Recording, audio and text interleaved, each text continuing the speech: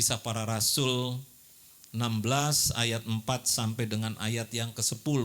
Kita ada di pembacaan di Kisah Para Rasul 16 ayat 4 sampai dengan ayat yang 10. Saya akan membaca ulang hanya 2 ayat saja, Ibu Bapak mendengarkannya, yaitu dari ayat 9 sampai dengan ayat 10.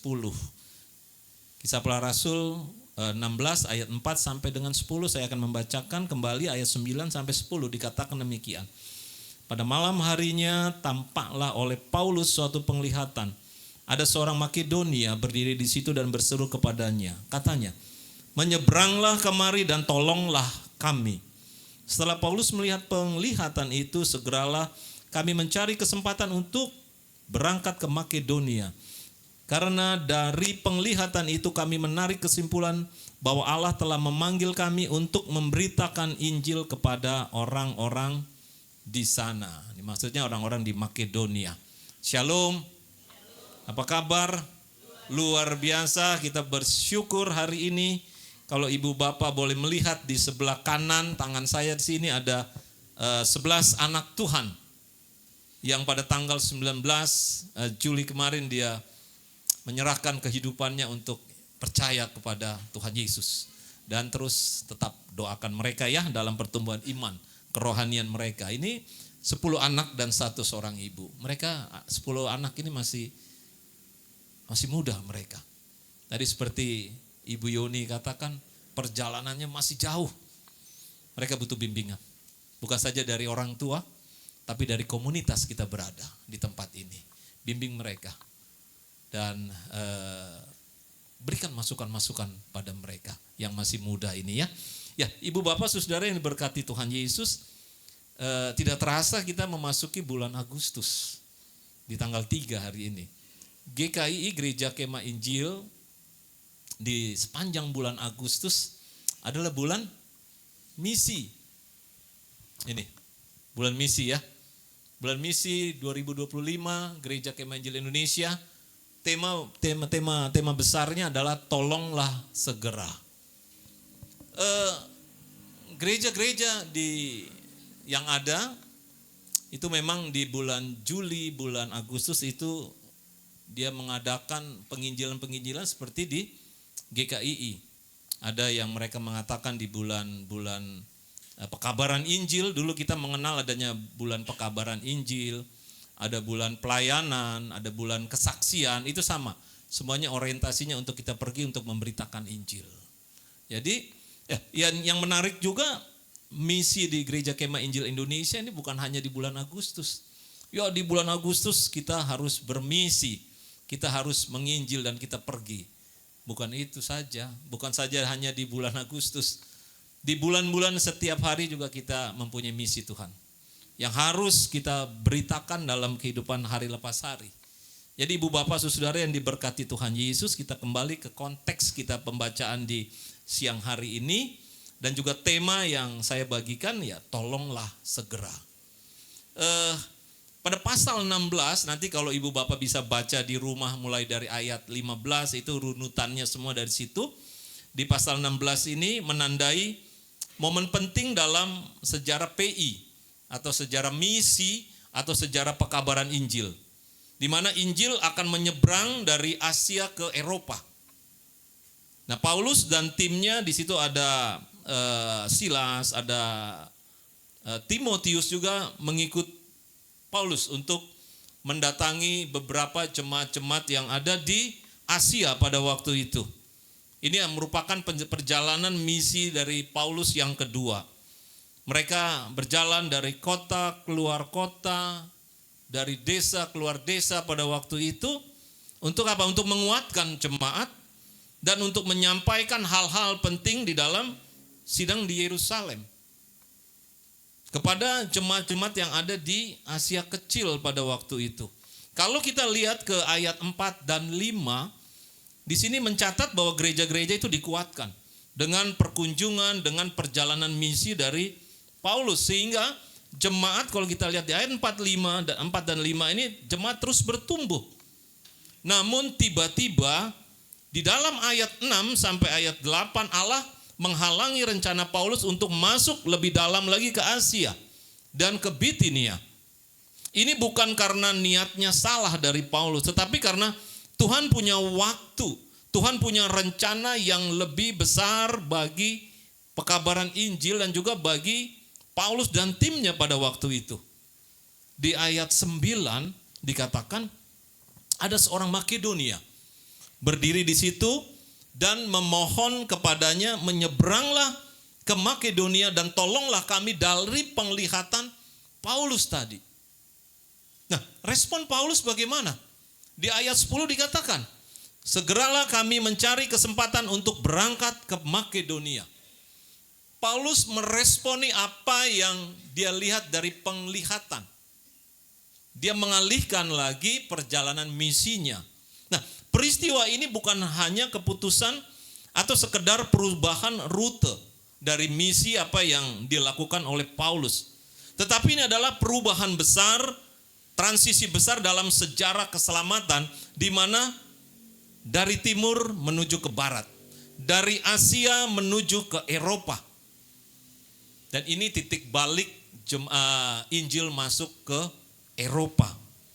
Ini merupakan langkah penting yang menandai awalnya Eropa menerima Injil Kristus. Mulai dari Paulus. Nah, jemaat yang diberkati Tuhan Yesus, momen ini pun menunjukkan bahwa misi dan panggilan Allah bukan hanya sekedar rencana manusia. Di mana Paulus merencanakan untuk berjalan, untuk memberitakan firman Tuhan di Asia. Tapi Tuhan bilang, tidak, engkau harus menyeberang ke Eropa. Jadi misi itu bukan hanya milik Gereja Kemah Injil Indonesia atau milik gereja Antioquia, bukan. Tapi misi adalah milik Allah. Jadi bukan hanya program gereja, tidak. Adalah milik Allah yang sudah ada dan ditaruh di dalam hati dan pikiran saudara-saudara untuk pergi. Kita jangan egois. Kenapa? Ya, saya sudah menerima keselamatan. Saya sudah selamat kok. Ya sudah, diam saja. Tidak. Tapi kita pun harus keluar. Kita pun harus pergi. Untuk apa? Untuk memberitakan kabar sukacita. Melalui apa? Simple kok yang diminta. Melalui hidupmu. Kita memberitakan firman, memberitakan Injil Kristus.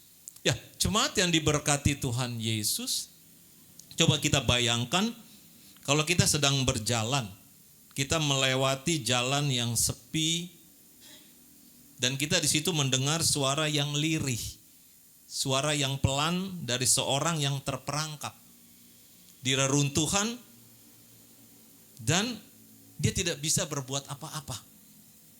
Yang hanya bisa dia katakan, yang keluar dari mulutnya adalah tolong, segera, tolonglah cepat. Apa yang akan ibu bapak lakukan kalau mendengar suara tersebut? Diam? Itu bukan urusan saya. Apakah takut? Ada banyak hal yang menjadi pikiran-pikiran kita tatkala kita diperhadapkan seperti itu. Dalam Kisah Para Rasul ini, Paulus mendengar mendengar suara yang sama. Bukan dari mulut manusia secara langsung, tetapi dari penglihatan Allah. Melalui seorang Makedonia yang berseru, menyeberanglah ke Makedonia dan tolonglah kami. Hari ini dunia berseru dengan suara yang sama. Mereka mungkin tidak memakai kata tolong. Mereka mungkin tidak berteriak. Tapi yang keluar dari mulut dunia ini, saya lelah. Saya tidak tahu mau kemana. Hidup saya kosong.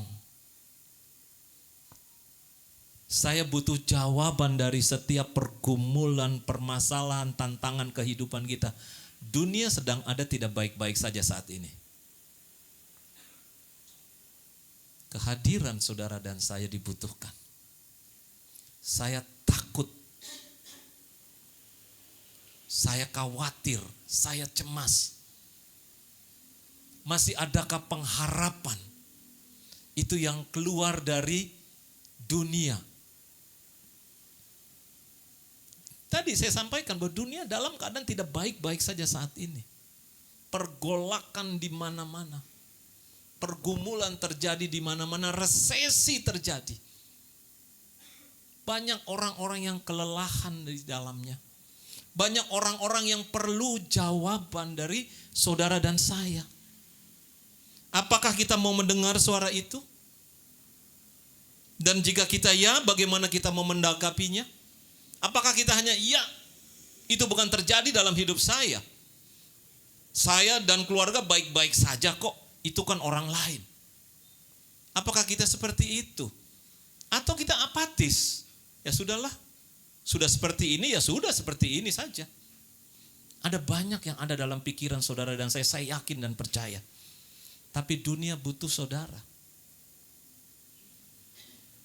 Ada 3 hal yang ingin saya sampaikan. Yang pertama, tatkala bicara tolonglah segera, yang pertama, dengar seruan dunia yang terhilang. Dengar seruan dunia yang terhilang. Di ayat 9 dikatakan, ada seorang Makedonia yang berdiri di situ dan berseru memohon kepada Paulus pada waktu itu. Yang pasti dia memohon pertolongan. Dunia saat ini tidak kekurangan hiburan. Banyak hiburan di mana-mana. Yang menawarkan kehidupan malam dan sebagainya. Banyak hiburan-hiburan seperti itu. Mal-mal sekarang sudah mulai buka. Dunia tidak kehilangan uang. Dunia tidak kehilangan teknologi. Tetapi dunia kekurangan Injil Yesus Kristus. Di mana saudara? Saat ini banyak orang hidup tanpa arah. Tidak tahu mau kemana. Ada banyak telepon-telepon yang berdering yang saya angkat, Pak, saya tidak tahu mau kemana hidup saya kembali saat ini. Banyak yang sharing. Pak, hidupan saya tidak tenang, Pak. Pak, saya tidak punya lagi pengharapan, Pak. Saya baru terkena PHK, Pak. Saya gagal dalam usaha saya, Pak. Bahkan di dalam keluarga kita pun, kita sendiri, kita mungkin punya pergumulan. Yang saat ini menekan kehidupan saudara dan saya. Belum lagi di lingkungan sekitar kita. Mendengar seruan dunia ini bukan hanya melihat dari statistik jumlah orang yang belum terjangkau oleh Injil. Bukan itu saja. Tetapi bagaimana kepekaan hati ibu bapak sekalian. Bagaimana sentuhan Kristus tadi. Menyadarkan bahwa setiap manusia adalah jiwa yang kekal yang membutuhkan sentuhan, membutuhkan pengharapan, membutuhkan suara dari Tuhan Yesus. Mereka adalah objek Injil yang harus kita beritakan. Harus kita beritakan. Jangan tadi saya bilang, ya sudah saya sudah selamat kok. Yang penting anak saya, istri saya, suami saya, keluarga saya sudah selamat, cukup. Masuk gereja, pulang, selesai. Jalan-jalan, sudah. Selesai semuanya. Saya masih baik-baik saja kok, kerja saya kok. Usaha saya masih lancar-lancar saja kok. Coba kita keluar sedikit, masih banyak orang yang butuh Kristus. Masih banyak orang yang membutuhkan jawaban-jawaban dalam pengharapan di mana saudara dan saya berada. Bulan ini, misi Kristus, beritakan. Lihat dengan mata rohani kita. Tatkala kita bertemu, jangan dipikir kita bertemu dengan orang itu baik-baik saja. Tidak semuanya seperti itu. Ada yang orang kelihatannya tegar, ada yang orang kelihatannya kuat, tapi di dalamnya rapuh. Mungkin kita perlu duduk bareng mereka. Kita perlu sharing, kita perlu mendengarkan curhat mereka. Atau mereka kadang-kadang mereka juga berseru, tolong saya. Mari, belajarlah untuk mendengar keluhan. Belajar memberikan telinga kita untuk orang-orang yang ada seperti itu. Jadi, orang-orang seperti itu adalah peluang untuk kita bersaksi. untuk kita memberitakan kebenaran firman Tuhan, untuk menguatkan mereka. Kalau kita ketemu di pasar, atau kita ketemu di mana-mana saat banyak orang-orang yang membutuhkan kekuatan dari Tuhan. Jadi mari dengar seruan dunia yang terhilang saat ini. Mereka butuh jawaban. Mereka tidak tahu, mereka mencari jawaban di mana. Jawabannya ada hanya di dalam Kristus. Bagaimana mereka dapat mendengar jawaban kalau mereka tidak pernah ada yang mengabarkannya? Gak akan, mereka akan dengar. Selain dari saudara dan saya pergi beritakan Injil Kristus. Banyak cara yang kita bisa pakai kok. Banyak. Yang kedua, yang pertama tadi dengar seruan dunia yang terhilang saat ini. Banyak peluang yang bisa kita lakukan untuk bersaksi. Banyak kok, banyak. Tuhan kasih tangan kita. Tuhan kasih mulut kita. Tuhan kasih pikiran kita. Tuhan kasih berkat yang melimpah. Berkat yang melimpah yang sudah Tuhan kasih untuk saudara dan saya. Kemarin saya bicara di organ. Tuhan tidak mau jadikan kita sebagai gudang berkat. Yang Tuhan mau, Tuhan menjadikan kita menjadi saluran berkat. Kalau menjadi gudang berkat, diam saja di situ, berkatnya tidak mengalir. Tapi yang mau Tuhan lakukan untuk saudara dan saya, jadi saluran berkat. Beritakan firman Tuhan. Yang kedua yang ingin saya sampaikan, segeralah melangkah. Tatkala bicara segeralah melangkah, ya berarti ayo cepat melangkah, jangan tunggu nanti. Setelah Paulus melihat penglihatan itu, segera kami mencari kesempatan untuk berangkat ke Makedonia.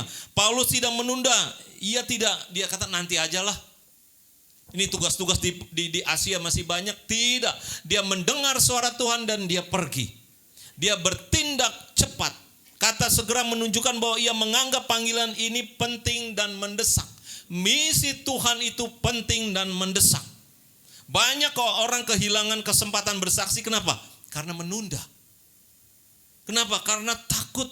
Saya nggak siap untuk bersaksi. Saya bukan sekolah teologi. Saya hanya sekolah biasa. Oh tidak. Tuhan tidak minta kita sekolah teologi baru kita bersaksi. Tuhan tidak minta kita jadi singer, jadi WL baru bersaksi. Tuhan tidak minta kita jadi BPJ terus bersaksi. Tidak. Tapi dengan seluruh kehidupan saudara dan saya saat ini yang sudah Tuhan percayakan kita pergi untuk bersaksi. Kembali lagi, banyak orang kehilangan kesempatan karena menunggu. Nanti saja kalau saya sudah pensiun. Sekarang saya masih sibuk di kantor. Nanti saja kalau saya sudah banyak uang baru saya membagi-bagikan uang. Tatkala semuanya terjadi kita sudah terlambat. Kesempatan hanya diberi sekali untuk kita semua. Lakukan. Kalau kita ada gerakan untuk menjabarkan firman Tuhan, lakukan gerakan tersebut. Jika Roh Kudus menaruh dalam hati untuk kita mengunjungi, kita teringat mungkin untuk mengunjungi seseorang, lakukan, jangan tunggu nanti. Mungkin kita bisa telepon, lihat kanan kiri di persekutuan, di gereja, sudah lama dia tidak hadir ya. Mungkin dia sakit, kadang-kadang kita kan muncul seperti itu. Kita mulai telepon, gak perlu tunggu kami, bantu kami juga dalam persekutuan, dalam komunitas. Ibu bapak bisa melakukan kok. Bisa telepon jemaat yang mungkin yang sudah lama tidak hadir. Kalau Roh Kudus menggerakkan, mari segeralah melangkah. Bila Anda punya kesempatan untuk menyampaikan kebenaran dalam percakapan biasa, jangan lewatkan. Ada kesempatan-kesempatan yang bisa diberikan oleh saudara dan saya, lakukan. Untuk berbicara tentang Kristus, tentang apapun juga tentang Kristus. Yang sudah kita terima, kebaikan-kebaikan Tuhan kita katakan. Saya sering kadangkala kalau ketemu orang, apa kabar?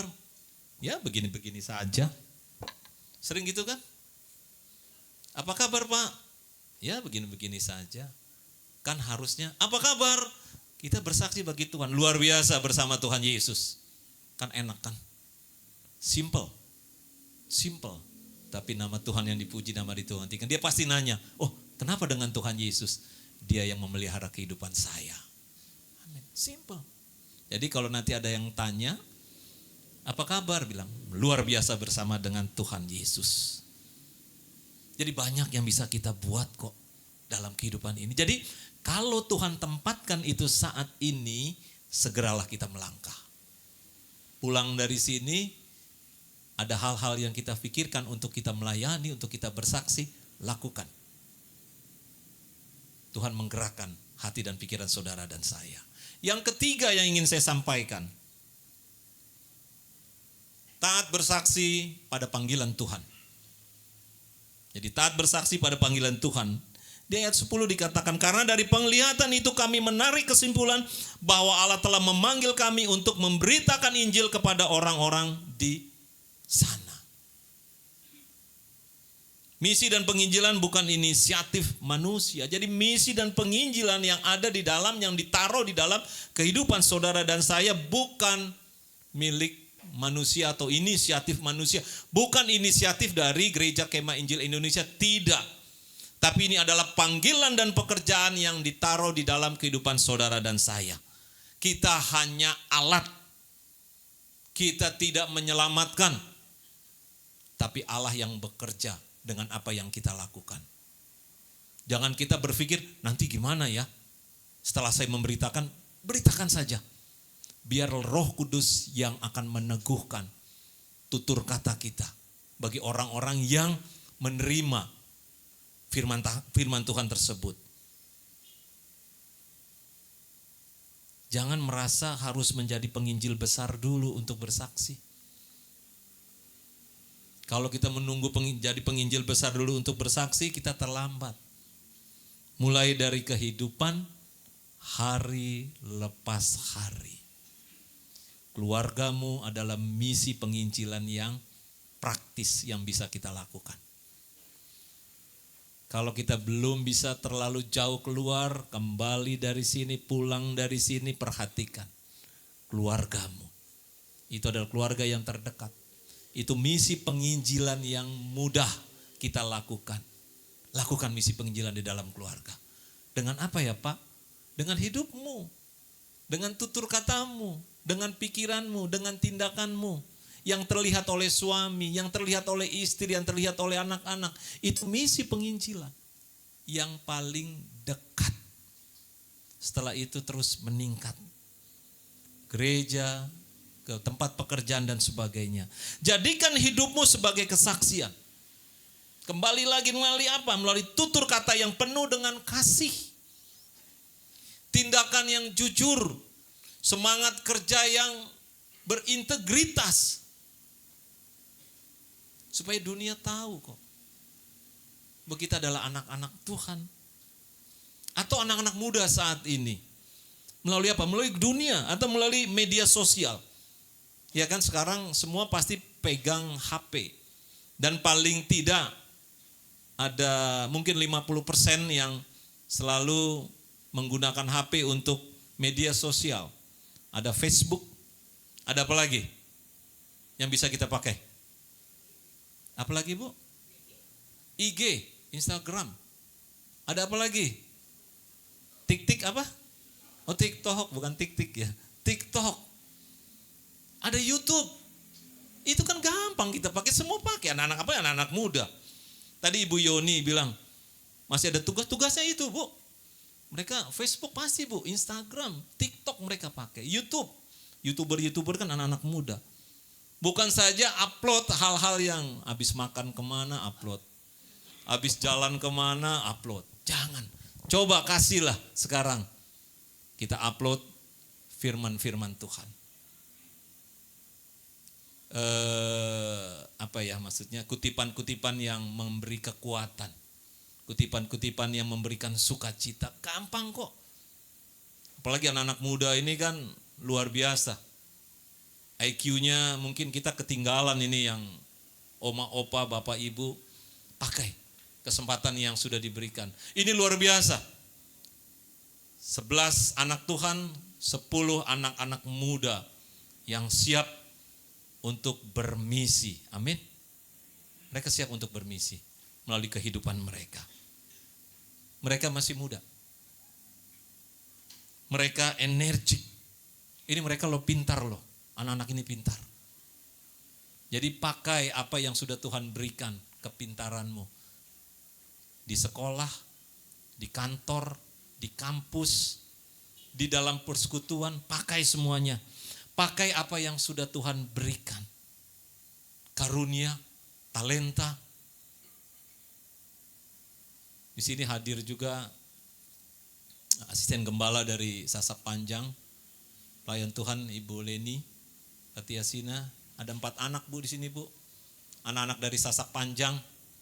Kiranya pulang dari sini, tanya ke Ibu Leni, Bu, apa yang bisa saya bantu Bu? Enak kan? Melayani Tuhan, kembali ke gerejamu masing-masing. Belum yang dari Antioquia. Menggantikan kami-kami semua di sini yang senior-senior ya.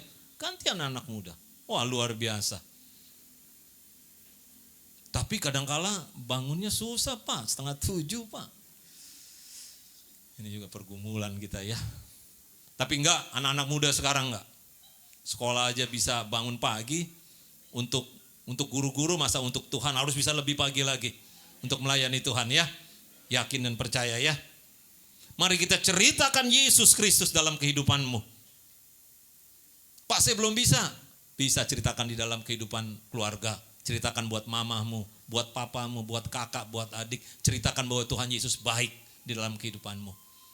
Buat keluarga yang lebih besar lagi, bisa banyak yang bisa dipakai untuk kita memberitakan, untuk kita menceritakan kabar suka Kristus. Dan mereka juga perlu dibimbing ini. Mereka perlu juga diarahkan. Tugas siapa? Tugas BPJ? Enggak juga, tugas kita semua di sini. Bimbing mereka. Kuatkan mereka. Pergumulan mereka juga berat loh ibu bapak.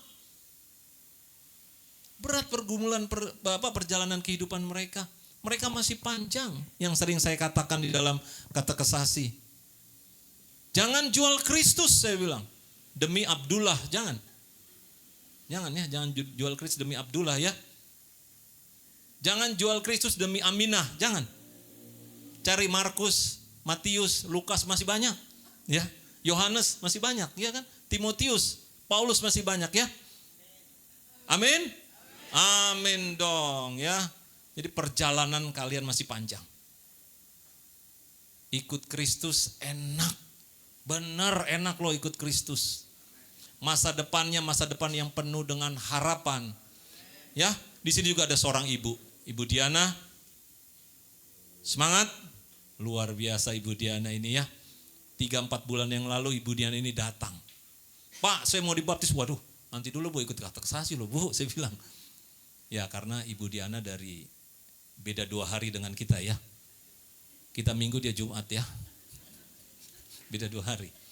Tapi bersyukur, puji Tuhan, sepanjang 4 bulan dia menyerahkan dirinya untuk percaya dan mengikut Kristus. Dan hari ini dan tanggal 19, ya saya mengikut Kristus.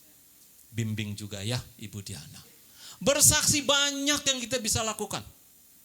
Di tempat pekerjaan kita, bisa kita ceritakan. Atau kalau kita punya karyawan, karyawati yang kita punya usaha, kita bisa ceritakan. Atau di rumah, ada ART, kita bisa ceritakan tentang Kristus Yesus. Nggak perlu kita tarik-tarik, ayo itu masuk Kristen yuk. Nggak perlu. Ceritakan kebaikan Kristus di dalam seluruh rangkaian kehidupanmu.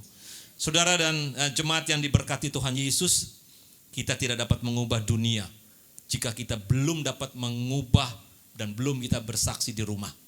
Mulai dari rumah dulu, baru kita akan dapat mengubah dunia. Kalau kita enggan untuk memberkati tetangga, percuma. Mulai dari keluarga, dari tetangga, gereja, masyarakat, dan seterusnya.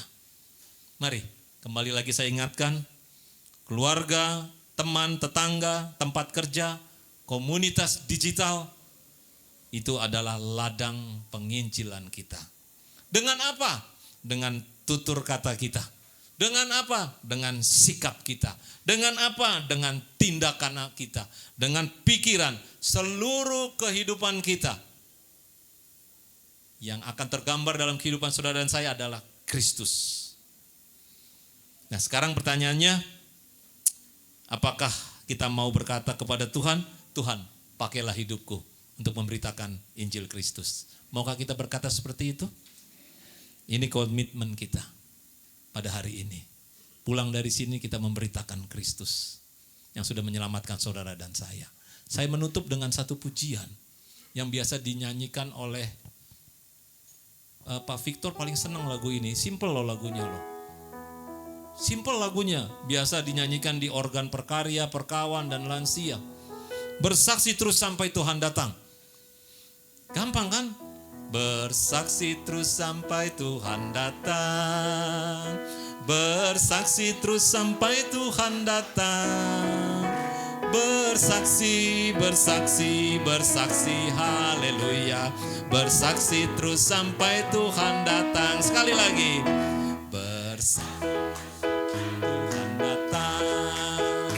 Bersaksi terus sampai Tuhan datang.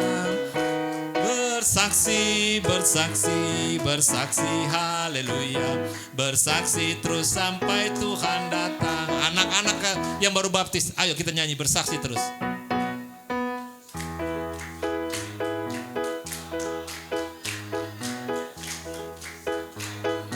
Amin.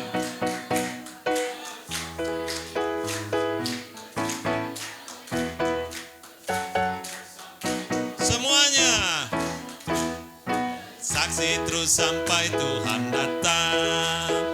Bersaksi terus sampai Tuhan datang. Bersaksi, bersaksi, bersaksi, haleluya. Bersaksi terus sampai Tuhan datang. Kita berdoa. Terima kasih Yesus. Mampukan kami terus bersaksi. Bersaksi, bersaksi terus. Sampai Tuhan datang.